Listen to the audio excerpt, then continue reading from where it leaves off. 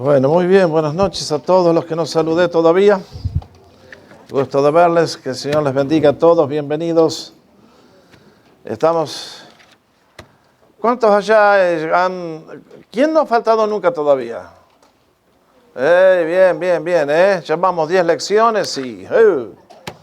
muy bueno, adelante compañeros de milicia. Bueno, esta tarde, este mediodía, la fui a buscar a Francis para comer juntos algo mientras ella tenía el break. Y le pregunté, ¿qué tal? ¿Cómo te fue con el trabajo hasta aquí? Me dice, muy bien, un poco pesado con algunas cosas. Bla, bla, bla. Me dice, ¿y a vos cómo te fue? Le digo, bueno, estuve leyendo 2 Samuel. Ustedes van a decir, ¿qué le pasa, pastor? Bueno, que el libro de Samuel, el 2 Samuel, si no han leído, es un libro que tiene algunas luces muy brillantes y algunos temas un poco así medio truculentos. ¿Conocen la palabra? Como para películas de terror, cosas que no le vayan a leer a un niño antes de irse a dormir porque les va a perturbar el sueño, se los garantizo. Pero esta es la palabra de Dios y tenemos que tratar con ella tal como es. ¿Les parece bien? Bueno, ustedes y yo ya conocen esa tabla que está ahí frente a ustedes y confío que a esta altura del partido todos ya saben muy bien por lo menos los nombres de todos los libros que hemos estudiado. ¿Se lo saben de memoria ya? ¿Todos? ¿Van a alegrar el corazón del Señor en esta noche? Amén, claro. Bueno, como hemos dicho, ya consideramos los 5 libros de la ley, hemos comenzado la sección de los libros históricos. Y el martes pasado comenzamos el estudio de este bloque de libros llamados Samuel y que en nuestra Biblia son 1 y 2 Samuel. Voy a repasar una cosita nomás porque no sé si el otro día al no tener la gráfica lo que dije quedó muy claro. Siempre comenzamos con un nuevo libro analizando su título. Y ustedes vieron que en los 5 primeros los nombres hebreos son completamente distintos a los que nosotros tenemos. Luego comienza Josué, Jueces, Ruth, Samuel, y ahí no hay ninguna diferencia. Pero les explicaba que cuando miramos la Biblia hebreo, los 2 libros, 1 y 2 Samuel, que nosotros tenemos, forman un solo bloque, que es Samuel, ¿de acuerdo? Y que cuando miramos a 1 y 2 Reyes en nuestras Biblias, en hebreo es Reyes. Pero cuando se tradujo al griego hicieron un relajote ahí que no sé por qué se les ocurrió cambiar tanto, ¿no? Y en lugar de tener Samuel y Reyes tenían Reyes solamente, pero lo dividieron de esta manera que ustedes ven.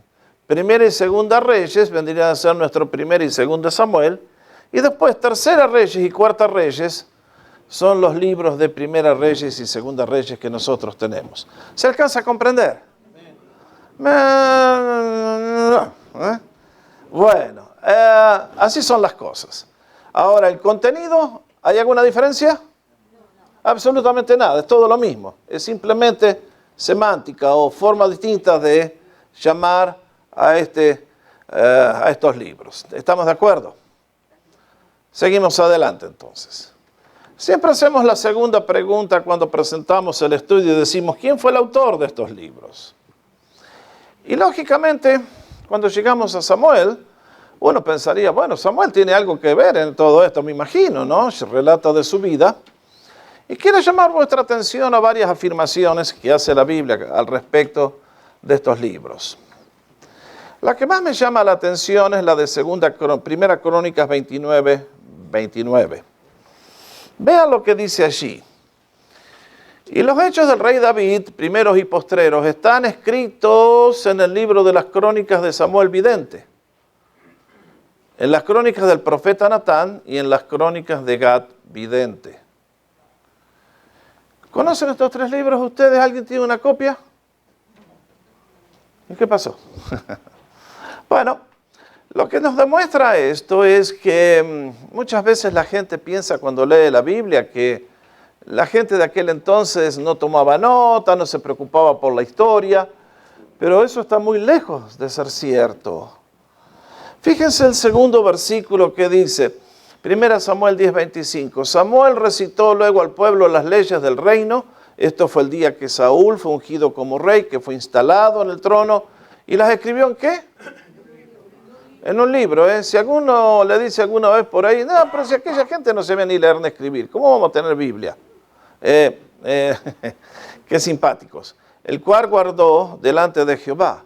Samuel, un tipo tremendamente preparado, tremendamente competente, se toma el trabajo de poner por escrito las cosas que habían sucedido, evidentemente, y esto lo vamos a encontrar más tarde, cuando David es ungido como rey, y nos menciona, si buscan ahí en el capítulo 8, varios miembros de su gabinete, varios de sus ministros. Y fíjense qué interesante, ¿no? Porque uno jamás tal vez hubiera pensado en tener un ministro que se dedique a registrar la historia. Y sin embargo, eso fue exactamente lo que hizo David. Joab, el hijo de Sarvia, era el comandante en jefe del ejército, y Josafat servía como cronista. Evidentemente estaba en el reino, ahí en el palacio, y todo lo que ocurría él lo registraba. Entonces, cuando uno ve todas estas afirmaciones, es evidente que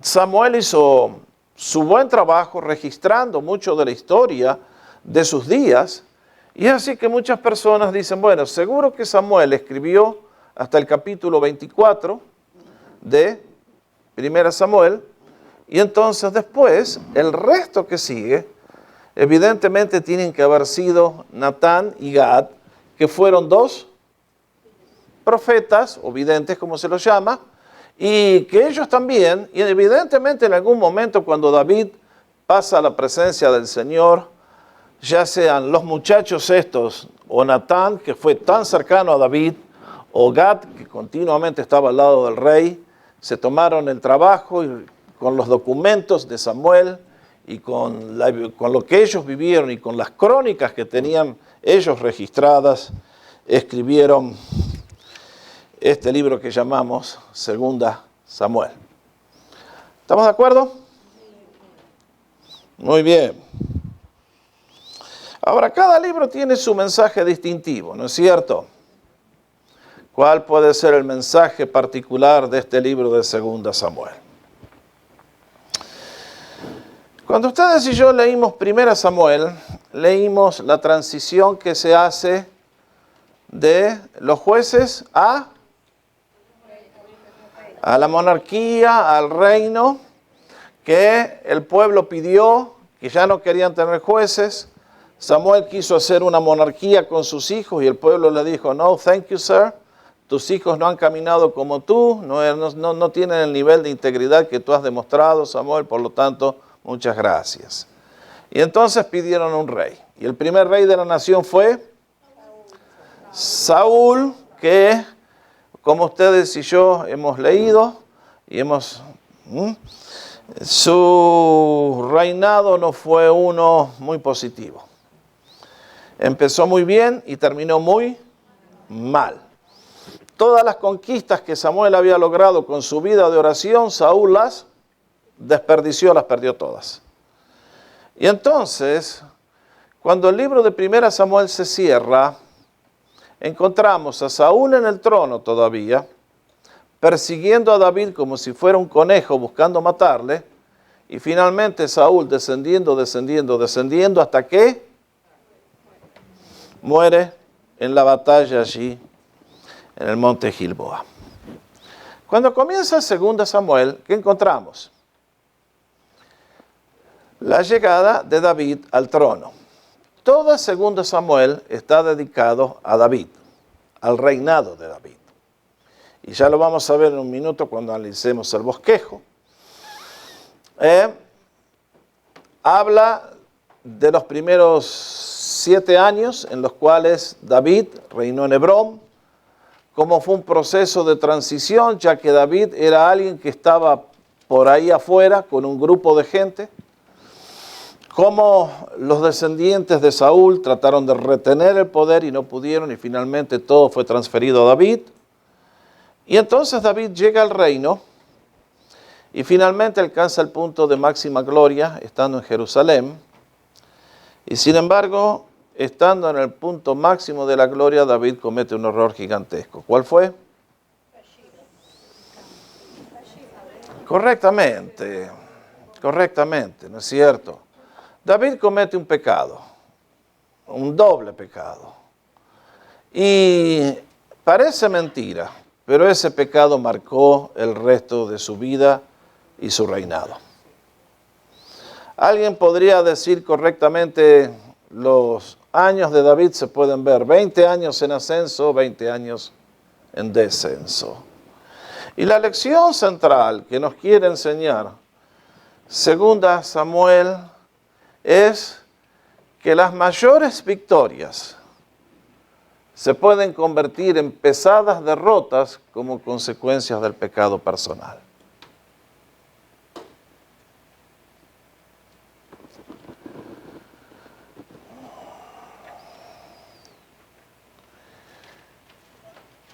Y lo más trágico es que, como siempre ocurre, el líder afecta, en este caso, a toda la nación.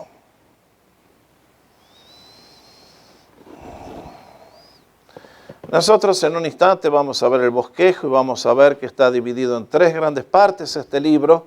Muchos autores prefieren decir 2 grandes partes, antes y después de Betsabé.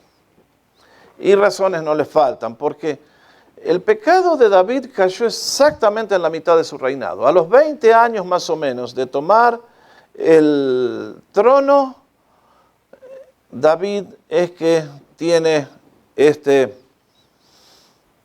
error gigantesco que le va a traer consecuencias calamitosas. Uno podría hablar mucho del contraste entre las 2 secciones. En la primera sección encontramos los triunfos que trae la fe. En la segunda sección, después del pecado, los problemas que genera la caída de David. La sentencia que se le pasó fue que la espada nunca más se apartaría de su casa, y efectivamente así fue. El resto de los años de David fue bajo la espada, y ya vamos a comentar más sobre eso. Pero lo cierto es que segunda Samuel nos recuerda que todos los creyentes tenemos grandes privilegios y al mismo tiempo tremendas responsabilidades. Y sin embargo, lo que más me asombra no es que David haya pecado, sino que Dios lo haya perdonado y que no le haya quitado el trono, ¿no es cierto?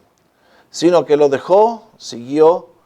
Y creo que si le preguntamos a Dios en el día de hoy, bueno, finalmente, cuando lo trajiste para que sea el rey sobre Israel, tú decías que era el hombre según tu corazón. ¿Sigue siendo todavía el hombre según tu corazón? ¿Qué nos contestaría el Señor? Definitivamente sí, creo que sí. Porque creo que muchas veces pensamos que un hombre para servir a Dios, una mujer, tienen que ser absolutamente perfectos. Pero ustedes saben que eso no es posible, ¿no es cierto? Y que Dios se glorifica en utilizarnos a ustedes y a mí, que somos vasos de barro, no vasos de oro, queridos. Y que el mundo tiene que decir, bueno, evidentemente el poder viene de Dios, y es por la gracia de Dios, no por los méritos humanos de ninguna manera. Y creo que eso es lo que enseña la historia de David. Bueno. Vamos a dar el próximo paso. Vamos al bosquejo que ustedes recibieron. Ustedes recibieron este mapa que ilustra muy bien el periodo que estamos cubriendo.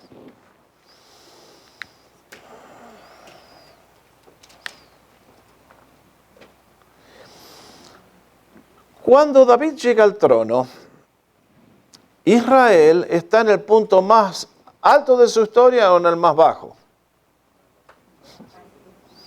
En el más bajo, definitivamente. Acaban de perder una guerra con los filisteos, muere el rey, mueren sus hijos, una catástrofe nacional.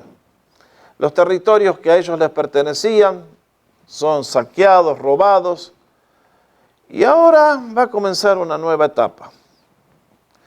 Una etapa que en cortos años David va a transformar un país al borde de la extinción en la potencia más grande del mundo de sus días.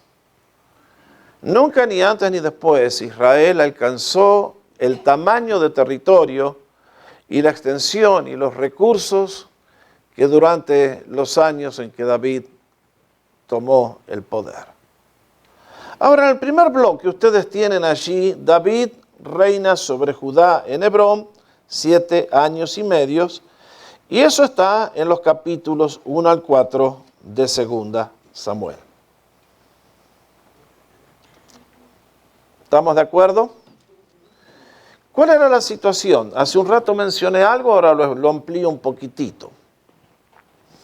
¿Quién tenía el control de la nación hasta el momento que murió? Saúl, era el rey, tenía todos los recursos, el ejército, todo. Cuando él muere, mueren 4 de sus hijos en la batalla, pero queda uno que sobrevive. Su nombre era, gracias, Isboset. Y entonces Abner, que era el general, el comandante en jefe del ejército, quiere mantener en el reino a Isboset. Es parte de la herencia, ¿no es cierto? Y él tiene el sueldo gracias a Saúl y entonces tiene que ser fiel a su hijo. Y entonces todas las tribus, menos Judá, a la cual pertenecía David, seguían a Isboset, seguían a Abner.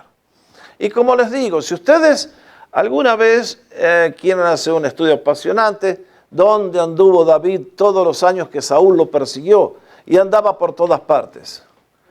Pero David pertenecía a Judá. Y entonces, ese era su territorio, esa era la zona de su familia, y entonces ahí él encontró apoyo. Era la única tribu que le apoyaba en ese momento. ¿Por qué no lo apoyaría todo Israel? Bueno, porque cuando Saúl lo andaba persiguiendo, ¿a dónde se tuvo que ir a refugiar David? ¿Se acuerdan? Se tuvo que ir a meter a la franja de Gaza con Hamás. Ahí es donde están actualmente. No se terminaron los problemas, siguen todavía. Pasaron 3000 años y el problema no se arregla. Ahora no son los filisteos, son los palestinos, son todos más o menos parientes, ¿no? Y fíjense que entonces, tal vez por esa razón las tribus sospechaban de si David pertenecía a la nación o no. Bravo. Pero lo que encontramos, y el versículo clave, lo van a encontrar en 2 Samuel 3, 1, de este párrafo, nos dice que a medida que fueron pasando los días, las semanas, los meses, la casa de Saúl se iba. La casa de Saúl iba. ¿Alguien que quiera leer 2 Samuel 3:1 para nosotros? ¿Cómo dice? Ajá. Por ahí va la cosa, ¿ok? Es un proceso, lleva meses. El asunto es que cada vez más gente comienzan a darse cuenta que David, de acuerdo a lo que conocían cuando estuvo al mando del ejército y antes que Saúl lo empezara a perseguir, era un tipo competente, capaz, dedicado, y entonces de a poquito le empiezan a transferir la lealtad a él. Y mientras tanto, Isboset, ¿quién sabía lo que era Isboset? Y ustedes tienen Hebrón aquí, en el sur, en la provincia de Judá, y allí es donde David se hace fuerte. Y de a poquito se va extendiendo su influencia. Y fíjense, allí en esos primeros 4 capítulos tienen en el bosquejo la síntesis de lo que pasa, ¿no es cierto? En el primer capítulo está el relato de la muerte de Saúl, y a pesar de que Saúl fue tan empedernido enemigo contra David, David lo lamentó todavía. Increíble la gracia de este muchacho. En el capítulo 2 describe el proceso que les estoy mencionando, y entonces en el resto de esta sección es que finalmente llega el momento cuando todas las tribus van a tener que reconocer el señorío de David y le van a dar su lealtad. Ahora, David se instala en Hebrón, pero Hebrón estaba muy al sur y cuando finalmente las tribus le dan su apoyo y todos vienen a él y le hablan y le reconocen y le coronan como rey definitivamente, David hace el esfuerzo y conquista Jerusalén. Esa va a ser su ciudad, ahí está la fortaleza de Sión y a partir de este momento comienza la nueva etapa. Ahora, el resto del libro prácticamente es el reinado de David desde Jerusalén. Y fíjense que dura 33 años y abarca desde el capítulo 5 hasta el fines del capítulo 19. Ahora, estos años del reinado de David son años de gloria y de crecimiento y de expansión como la nación nunca tuvo antes y nunca tuvo después. Fíjense que puse allí punto A, los triunfos de David. Y justamente es lo que nos cuenta el libro de 2 Samuel. Cómo se establece en el trono, cómo conquista Jerusalén, cómo conquista otras naciones. Y en el punto B tenemos la adoración nacional, se establece en Jerusalén. ¿A dónde había estado el arca todo este tiempo? Tirada en un campo desde que, ¿cuándo? Desde la época de Elí, pasaron como 40 años que el arca se salió del tabernáculo y quedó tirada por ahí en un campo. Y David, correctamente, en el capítulo que leímos hace un ratito, el capítulo 7, tiene el deseo de hacer algo permanente para el arca. Y por eso dice, no puede ser que yo ahora ya prosperé, estoy viviendo en un palacio hecho con madera del Líbano, de cedro, y que el arca esté tirada por allá. Entonces, David manda a traer el arca, y es todo un relato impresionante sobre la santidad, de cómo se deben hacer las cosas, etcétera, etcétera. Y ustedes encuentran uno de los grandes capítulos sobre la adoración a Dios. Ahora, cuando ustedes ven esto, ustedes tendrían que poner dentro de este periodo todo el surgimiento de la vida espiritual en Israel. Porque el corazón de David, la grandeza de David, ¿eran las conquistas militares o la fe en Dios? Si le hubiéramos preguntado a David, si te hicieran una nota en Time Magazine, ¿por qué quisiera ser recordado? ¿Por ser el militar brillante que has sido, que derrotaste a Goliat, conquistaste las naciones, expandiste el reino, o ser recordado como un hombre que amaba a Dios? ¿Qué nos hubiera dicho David? Un hombre que amaba a Dios. Estoy convencido que hubiera sido un hombre que amaba a Dios, ¿no creen? Fíjense, el libro de los Salmos comienza a surgir en este periodo.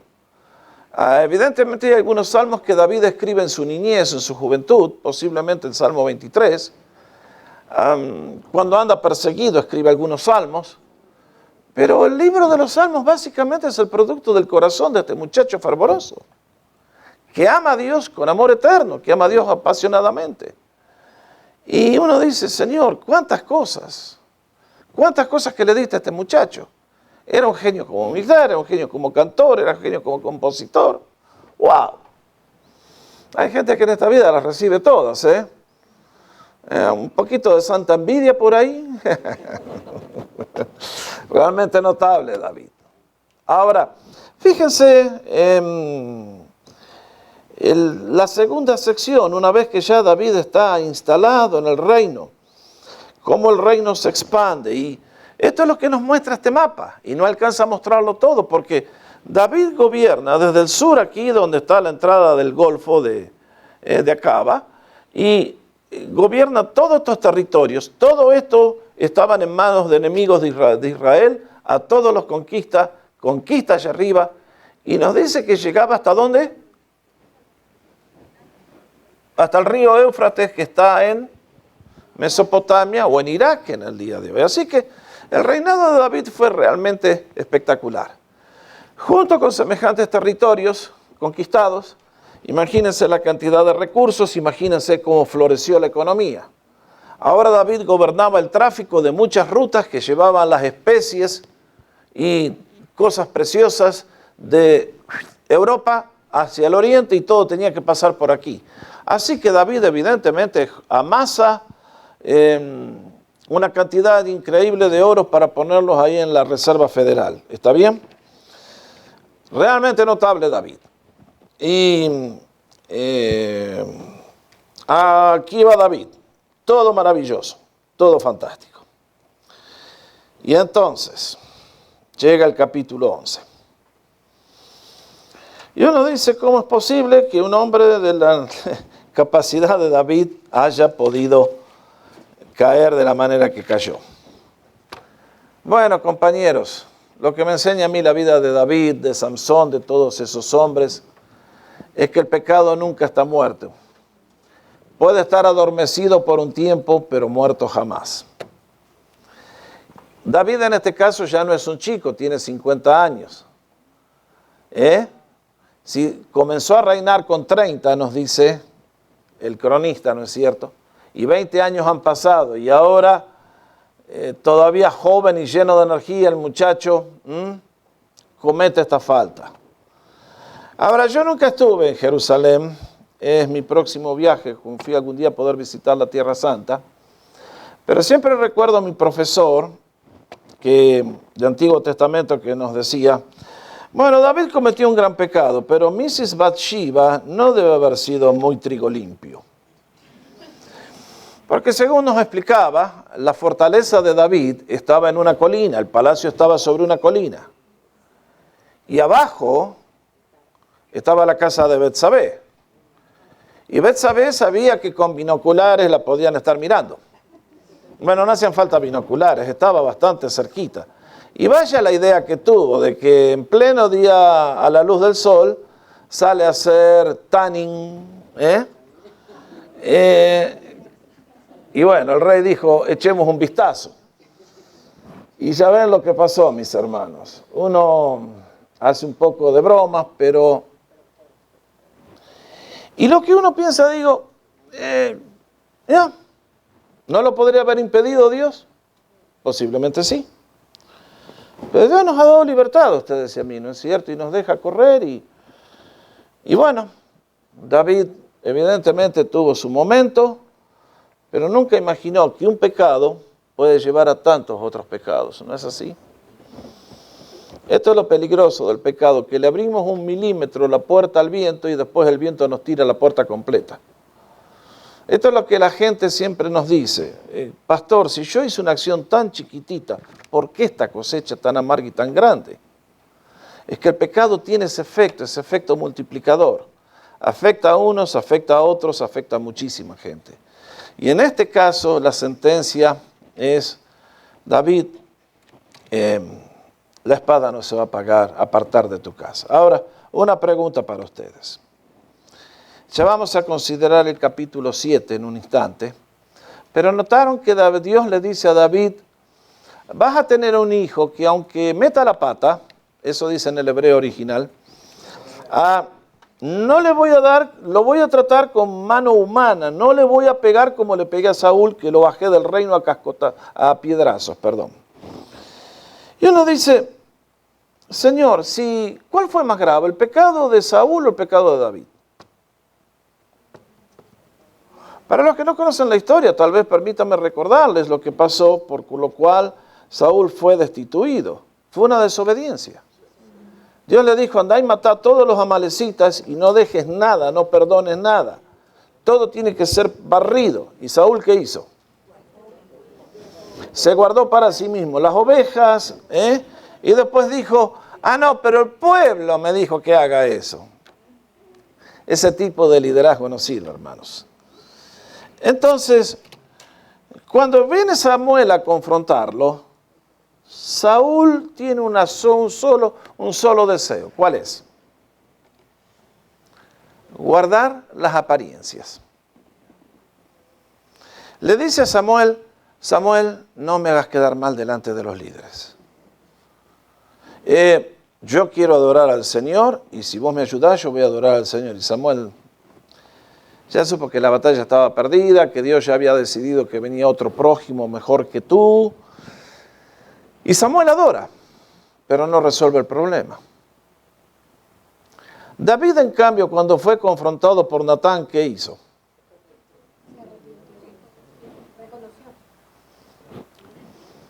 Reconoció inmediatamente. ¿Y quién era más culpable? ¿Saúl tenía cargo de muerte por desobedecer a Dios? ¿De acuerdo a la ley? No. Fue un acto grave de desobediencia que le cuesta al reino, pero no le cuesta la vida. La vida la va a perder más adelante. Pero en el caso de David, al cometer adulterio, ¿qué decía la ley con respecto al tema? Había que apedrearlo.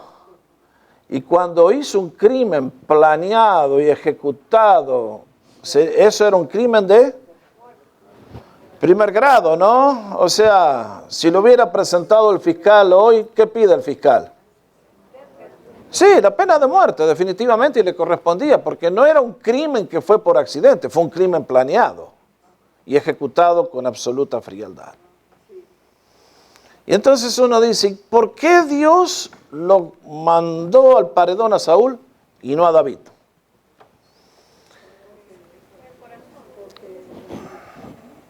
Y creo justamente, hermanos, que es esta actitud de David, que cuando fue confrontado, pidió perdón, se echó en los brazos de Dios e inmediatamente vino la respuesta a través de Natán, tu pecado ha sido remitido. Y David queda libre del castigo y queda en el trono, eso es lo que más me llama la atención. Pero sin embargo, va a tener que pagar un precio horrible, especialmente en su familia. Los próximos capítulos, del 11 al 19, ustedes lo tienen ahí en el bosquejo, tienen los conflictos internos de David. Porque a partir de ese momento, cuando cayó, solamente hay una victoria militar más y a partir de ahí se apaga la estrella de David. Se apaga para siempre. A partir de ahí comienzan los problemas. ¿Y dónde? En el hogar, con sus hijos. Y vaya dolor que le trajo a David. Allí tienen la lista. Amnón, su primogénito, viola a una de sus hermanastras. Absalón decide vengarse y se arma un conflicto gigante. Se tiene que ir de la ciudad porque David no lo quería ver. Finalmente retorna y el rey no le dirige la palabra, entonces arma un ejército y destrona al padre y hace unos estragos que, bueno, ahí mejor léanlo ustedes. Y finalmente David, que tiene que salir de Jerusalén, huyendo como un conejo otra vez, como cuando lo perseguía Saúl, Dios le perdona la vida, Absalón muere y David es restaurado. Y uno dice, Señor, qué cosa tan tremenda, ¿no? Qué parábola. Empezó y después hasta abajo de nuevo.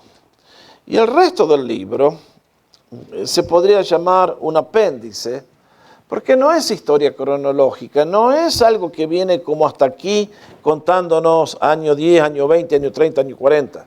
Estas son cosas que pasaron antes y después, y hay algunos relatos ahí un poquitito extraños, ¿no? Sin embargo, el reino queda unificado de nuevo. Salomón va a recibir un reino unido, compacto, sólido.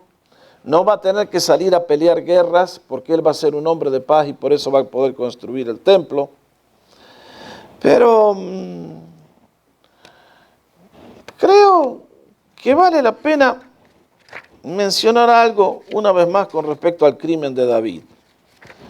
Porque uno dice, pero, este lo mandó a matar a Urías. Y después de todo, ¿quién era Urías? Si no era nada más que un perdón, esa palabra a ustedes no les gusta. Alguien que no tenía importancia. ¿Es así realmente? Bueno, vamos a 2 Samuel capítulo 23. Y si ustedes miran el capítulo 23, es un capítulo de grandes héroes. Ahí está la lista de los valientes de David. Y si ustedes la leen, es una historia apasionante. Nos cuenta cómo uno hizo esto y mató 800 personas en un día. ¡Bum, bum, bum! Madre, que tenía fuerza el muchacho. Y ahí está la historia del muchacho que mató a otros 600 y la espada se le quedó pegada. Ojalá la Biblia se nos quedara pegada en la mano, compañeros. Estaría bueno. Leeríamos cada agujero al diablo. Linda historia esa. Y la lista de los valientes va bajando. Y uno dice, qué historias tan notables. Y cuando llegamos al versículo 39, ¿quién es el último que aparece? Y uno dice, wow. ¿Lo conocía David a Urías? ¿Eran compañeros? ¿Sabía lo del hombre que era? Claro que lo conocía. Lo conocía tan bien que le mandó la sentencia de muerte escrita y dijo, toma Urías, llévasela al general. Y sabía que Urías no iba a abrir el sobre donde estaba escrita la sentencia de muerte. Tan fiel era ese hombre. Y uno dice, A veces pienso, ¿cómo va a ser en el cielo cuando Urías se entere que lo mandaron a matar porque David se quería quedar con la amiga? No sé cómo el Señor va a resolver esos problemas. Son problemas de Él, yo no me meto. Menos mal que no me tocó a mí. Qué cosa, ¿no? Cómo el pecado en su momento puede llevar a borrar hasta las amistades y las lealtades y convertirnos en cosas que realmente... Líbranos, Señor, por favor, por amor de tu nombre. Ahora, yo en cada lección trato de destacar algo principal que tiene el libro. En este caso, el capítulo central de 2 Samuel es capítulo 7 que leímos al comienzo, que Antonieta leyó para nosotros. Vamos a hablar un momentito del pacto davídico, del pacto que Dios hace con David. La historia es apasionante. Ustedes ven lo que hablábamos hace un instante, el corazón de David que latía por Dios. Y él dice, hablando evidentemente con Natán, eran muy buenos amigos, se consultaban continuamente, y entonces le expresa su deseo. Yo estoy acá en un palacio y el arca en una tienda. Yo voy a construir un palacio, un templo para el arca. Y Natán, que era un profeta que escuchaba la voz de Dios muy bien, parece que esta noche tenía el celular apagado y le pareció muy buena la idea del rey. Porque ¿qué tenía de malo? Construir un templo para Dios. Y sin embargo, ven cómo el Señor tiene otros planes tantas veces, ¿no? Esa misma noche le va y le dice, andá y comunicarle a David lo que te voy a decir. Él no me va a construir el templo. Y Dios es medio bravo, le dice, yo te pedí opinión a vos, pibe, David, ¿quién sos vos para venir a construir acá? Le dice, yo si hubiese querido les hubiera pedido, pero no, siempre, thank you. Y entonces Dios le dice, no, un momento, de tus lomos, de tus entrañas se va a levantar un hijo, que todavía tú no conoces, y él será quien plasmará el deseo tuyo de tener el reino. Pero Dios entonces hace a David un pacto que tiene 3 componentes. Y ustedes y yo leemos en los versículos 12 al 16 de 2 Samuel 7, y cuando tus días sean cumplidos y duermas con tus padres, yo levantaré después de ti a uno de tu linaje, de tu descendencia, el cual procederá de tus entrañas y afirmaré su reino. Él edificará casa a mi nombre y yo afirmaré para siempre el trono de su reino. Y yo le seré al padre y él me será mi hijo, y si él hiciere mal, yo lo castigaré con vara de hombres y con azotes de hijos de hombres. Pero mi misericordia no se apartará de él como me aparté de Saúl, al cual quité de delante de ti. Y marquen las 3 condiciones. Si será firmada tu casa, tu reino para siempre delante de tu rostro, y tu trono será estable eternamente. Ahora, ¿De quién estaba hablando el Señor cuando hizo esta promesa? De Salomón, evidentemente, en forma inmediata, correcto. Pero acá le hace una promesa a David y a través de él a la nación, de que su descendencia tendría un reino que no se borraría jamás. Ahora, como vamos a ver en las próximas lecciones, el reino que ahora está unido, que las 12 tribus están unidas, se va a dividir. 10 tribus van a formar un reino y 200 años más tarde desaparecen. El reino que siguió a Judá, que es la línea de David, aguanta hasta el 586, que viene Nabucodonosor. Nabu es más fácil, ¿no es cierto? Nabucodonosor. Y destruye el reino. Y desde ese momento Israel no ha vuelto a tener reino. Hasta el día de hoy. Se acabó en el año 586 antes de Cristo el reino. Y uno dice, ¿y entonces? What are we talking about? Muy interesante. Sin embargo, pasan los años, pasan los siglos, y llega el anuncio de el ángel Gabriel a María, y fíjense el anuncio que le hace, y ahora concebirás en tu vientre y darás a luz un hijo, y llamarás su nombre Jesús. Este será grande y será llamado Hijo del Altísimo. Y fíjense la triple promesa que le hace el ángel. Y el Señor le dará el trono de David, su padre, y reinará sobre la casa de Jacob para siempre. Y su reino no tendrá fin. ¿De qué está hablando el ángel? ¿Dónde está el reino de Dios en este día? ¿Está Cristo sentado en Jerusalén sobre un trono? No. ¿Está Cristo reinando sobre la descendencia de Israel? No. ¿Y entonces por qué vamos a hablar de que su reino no tiene fin? Esto nos plantea algunas preguntas muy interesantes. Los quiero llevar a esta gráfica que tienen todos ustedes allí entre vuestras hojas y que se las entregamos en la primera lección.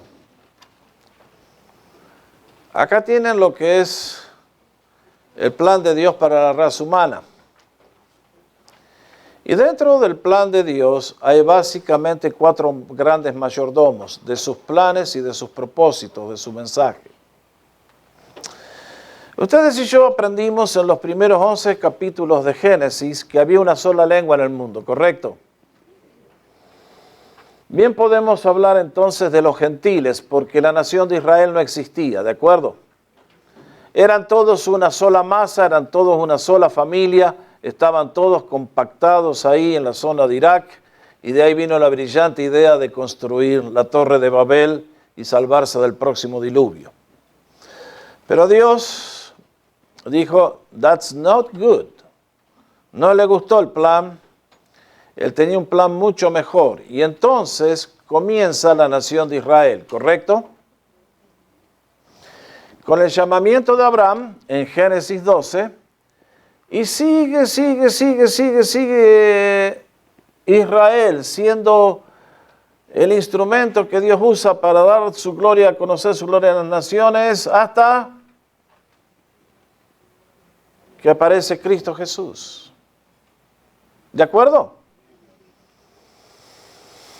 Ahora, Dios le dice a David, yo tengo un reino para ti que ha de ser eterno. Cuando Cristo Jesús viene a la nación judía, ¿qué les ofrece? El reino de Dios. ¿Lo hubieran aceptado? ¿Hubiera hecho falta la cruz? No. Pero estas cosas los judíos rechazan y por supuesto el plan de Dios era otro, anyway. Pero lo cierto es que con el rechazo de Israel, Dios introduce un nuevo plan. Y es un nuevo administrador de sus propósitos. ¿Quién es? La iglesia compuesta por gentiles y judíos. Cuando ustedes y yo vemos el Antiguo Testamento, vemos únicamente Dios tratando con Israel. Ahora, ¿con quiénes trata? Trata con todas las naciones de la tierra. ¿De acuerdo? Muy bien. Entonces, nosotros estamos viviendo más o menos en este tiempo. Estamos en la era de la iglesia que está cumpliendo la gran comisión. Cristo está en el cielo intercediendo por nosotros. Pero un día se va a terminar eso. ¿Y qué va a ocurrir? Que Cristo desde las nubes va a venir a arrebatar a los suyos. Y la historia va a continuar. Ha de ser el tiempo de la tribulación, la gran tribulación, la ira de Dios, un espanto horroroso con el anticristo y todo lo demás. Ustedes van a decir, pastor, ¿por qué 7 años? ¿Por qué usted vuelve a poner aquí a Israel que antes estaba por acá? Porque, mis queridos, estamos en un paréntesis gigantesco en el cual Dios está tratando con todo el mundo, pero a Israel le queda una semanita de 7 años que todavía no se cumplió y lo vamos a ver en el libro de Daniel a eso. Pero inmediatamente que Cristo vuelva por segunda vez en forma visible, y este es el mensaje sobre todo para la nación hebrea, fíjense que cuando leemos Mateo 24, Marcos 13, el Señor no está hablando de esto, está hablando de esto, de su segunda venida, en gloria, en forma visible, a cumplir los pactos y las promesas. Y es entonces que el libro de Apocalipsis nos habla de ¿qué? Que luego que el Señor venga va a haber un reino de 1000 años. ¿Dónde? En la tierra. ¿Y quién va a ser el rey? ¿David? No, el Señor Jesús. Entonces, todas las promesas que Dios le hace a David, parecería que en este momento es un disparate. David vive por acá, ¿no es cierto? Más o menos 1000 años. Y todos estos años Israel no ha tenido reino, no ha sido casi nación, hasta que apareció en 1948. Y ahora de golpe, lo que parecía que es un disparate total, que Cristo va a reinar, se está poniendo linda la historia humana. Y uno dice, estamos viviendo en tiempos apasionantes. Y queridos, hacia esto vamos. Cristo tiene que reinar en este planeta donde un día a Él lo crucificaron. Y muchos preguntan, ¿y por qué por 1000 años? Porque creo que le quiere dar la última demostración a la raza humana de lo depravado que es Satanás, que no para nunca de tentar, y de lo depravado que es el ser humano, que no se arrepiente nunca de la maldad que lleva dentro. Porque cuando leemos lo que pasa en Apocalipsis, Dios durante esos 1000 años va a atar al diablo y lo va a sacar y se van a acabar las tentaciones. Oh, eso estaría piola, estaría lindo eso. Pero después de 1000 años dice, ¿quieres saber cuánta gente sincera tengo conmigo? Y se va a llevar la gran sorpresa. Son muy pocos los verdaderos. Y entonces el diablo sale a tentar y se arma un conflicto y viene, y Dios dice, bueno, señores, se acabó la historia humana, se acabó para siempre y entonces viene el estado eterno. Ahora, este pacto que Dios le hace a David tiene una importancia fundamental. Porque Dios le hace a David una promesa que él piensa cumplir. Noten bien, David no la pidió, no fue la idea de David, fue todo el plan de Dios. En ningún momento David dijo, bueno, Señor, esto es lo que vas a hacer que yo te propongo. No, Dios le dice, David, vos ves la vida desde tu perspectiva, yo la miro desde acá, y esto es lo que va a estar sucediendo. Y esto es lo que a ustedes, a nosotros, nos da el fundamento para creer las cosas que creemos. Por eso esperamos al Señor, por eso esperamos a un Cristo victorioso y a un Cristo que va a reinar. En el día de hoy estamos en la era de la gran oportunidad para ser discípulos de Cristo. Luego va a venir el día cuando vamos a tener que dar cuentas a Él de nuestra mayordomía y el Señor nos dará las recompensas. Y después hay muchas cosas más para hablar, pero una cosa es cierta, que lo que Dios promete nunca se cumple. ¿Me equivoqué? Jamás una promesa del Señor ha quedado sin ser cumplida. ¿Correctamente? Lo que Él promete es decreto, se hace siempre.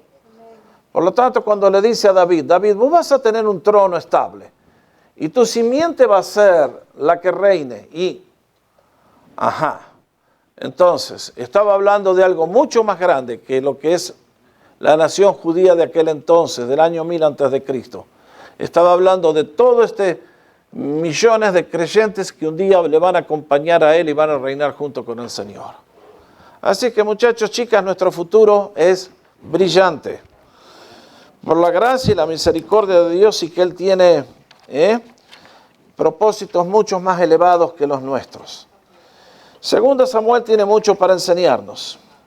Nos muestra, como siempre, la grandeza de Dios y la limitación humana. Pero qué bueno es que este Dios que ustedes y yo hemos conocido, creo que la palabra que resume este libro es una sola: fidelidad, otra vez. Fidelidad a un hombre que era según el corazón de Dios y después no fue tanto, y sin embargo Dios no le quitó su gracia ni su bendición. Y nos recuerda que nuestro Dios es misericordioso y lo único que ama es nuestra humildad, nuestra sinceridad y nuestro servicio. Así que, queridos, regocijémonos en el Dios que adoramos y conocemos. El Señor Jesús vale la pena ser amado, adorado, servido, y yo los felicito a todos por todo lo que hacen sirviendo a Dios, y sigamos adelante, compañeros, que la victoria es nuestra y la recompensa es grande. Así que aquí encontramos un hombre luchando, triunfando, equivocándose, pero a la larga David es David y pasa a la historia como el personaje más rico, más conocido en toda la historia de la nación hebrea. Y fíjense que a este hombre es que Dios le hace las promesas y que un día después, como gritaba Bartimeo, Jesús, hijo de David. En aquella confesión Bartimeo estaba diciendo, tú eres el Mesías, tú eres el hijo de David.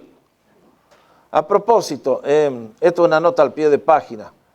Ustedes se dan cuenta que en aquellos años no se hablaba de hijo, nieto, bisnieto y tataranieto, ¿no? Porque no va a faltar alguno que diga, pero el Señor estuvo acá y David estuvo acá. Y como le dice un hijo cuando pasaron 1000 años. Es que en la mente hebrea había solamente hijos. No había nietos, ni bisnietos, ni tataranietos, ni todas esas cosas que hoy tenemos. Bueno, compañeros, hasta acá llegamos.